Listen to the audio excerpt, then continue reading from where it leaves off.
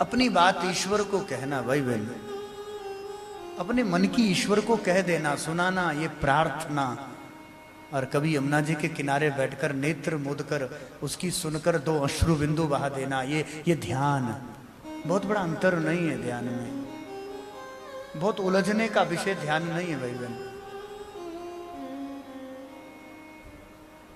बहुत कुछ ध्यान में लाना ध्यान नहीं है, बहुत कुछ याद करना ध्यान नहीं है, अपितु स्वयं को बिसर जाना, स्वयं को भूल जाना, अपना अस्तित्व मिटा देना, इसी का नाम ध्यान है। अपना अस्तित्व मिटेगा, तेरा तू मिटेगा, मेरा मैं मिटेगा, तभी उसकी सुनाई देगी। हाँ बस ये 2 बातें समझ में आ जाएं भाई बहन, ये 2 बातें, ज्यादा नहीं समझना है।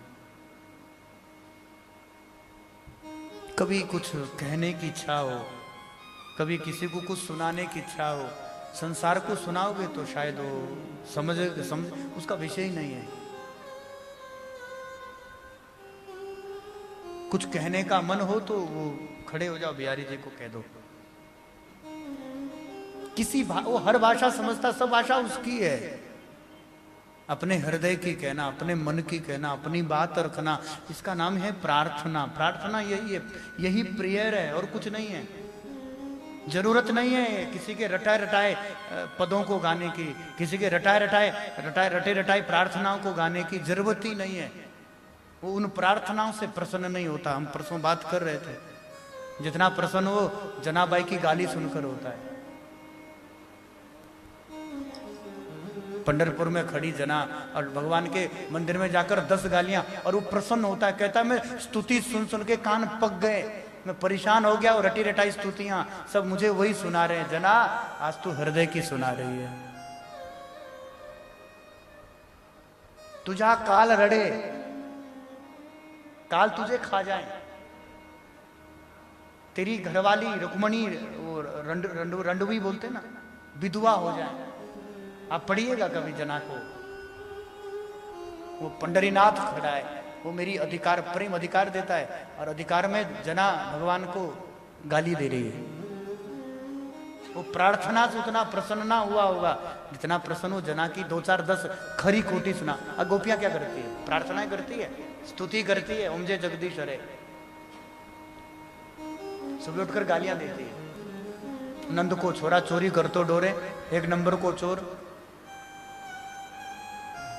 ये प्रार्थना है, चोरी स्तुति है, और फिर भी छछियावर छाछ पर नाच रहा है। ध्यान में योगियों के बैठा नहीं, ज्ञानियों के समझ में नहीं आया। तेने ब्रह्म हृदय आदि कवये मुह्यंति यत सूर्या। बड़े बड़े ज्ञानी मोहित हो गए, पर उसको समझ में नहीं आया भाई बहन। और मधुमंगल श्रीदामा उसका आलिंगन भर रहे हैं। मनसुखा कहते हैं कन्हैया घोड़े पर चढ़ने की इच्छा, तो घोड़ा तो बन। हाँ भगवान वो पीठ पर बैठा है। ऐसा सुख तो ब्रह्मा को ना मिला, ऐसा सुख तो कभी शिव को ना मिला भाई बहन, जो सुख ब्रजवासी। इसलिए ब्रह्मा जी आप पढ़िएगा, कभी कभी समय लगे स्वयं भी पढ़ लिया करो। श्रीमद् भागवत कथा के 10वें स्कंद के 14वें अध्याय में 40 श्लोक की स्तुति ब्रह्मा ने की। और ब्रह्मा कहते हैं ओहो भाग्य मोहो भाग्य, मेरी वाणी में सामर्थ्य नहीं है कि मैं इनके भाग्य की प्रशंसा करूं। भगवान कहते हैं क्यों? कहते हैं यन मित्रम परमानंदम पूर्ण ब्रह्म सनातन। तू पूर्ण है, ब्रह्म है, तू सनातन है, तू ईश्वर है, पर यन मित्रम, तो इनका सखा बनकर आया है कृष्ण। जो सुख मुझे ना मिला वो सुख इन ब्रज ग्वाल वालों को सहज मिल गया। वो ब्रह्म छछियावर छाछ पर नाच रहा है, अखिल विश्व ब्रह्मांड का नायक होकर। नंद निकेतांगणे मया दृष्टवा गौ धूलि दूसरितांगम नृत्यते वेदांत सिद्धांत। तुम्हें नाचता हुआ ब्रह्म तो कहीं ब्रज में ही मिलेगा। वेदांत का सिद्धांत है निर्गुण ब्रह्म। यहां कहा है नृत्यते वेदांत सिद्धांत। ये नाचने वाला कौन है? कहते वेदांत का सिद्धांत है, पर वेदांत का सिद्धांत उठाइएगा, वेदांत ने तो इसको निर्गुण ब्रह्म कहा है, निराकार कहा है। पर कभी राधा सुधा निधि को उठाना, राधा सुधा निधि नहीं कहेगी वो निर्गुण है, वो तो कहेगी नंद निकेतांगणे मया दृष्टवा गो धूली दूसरितांग।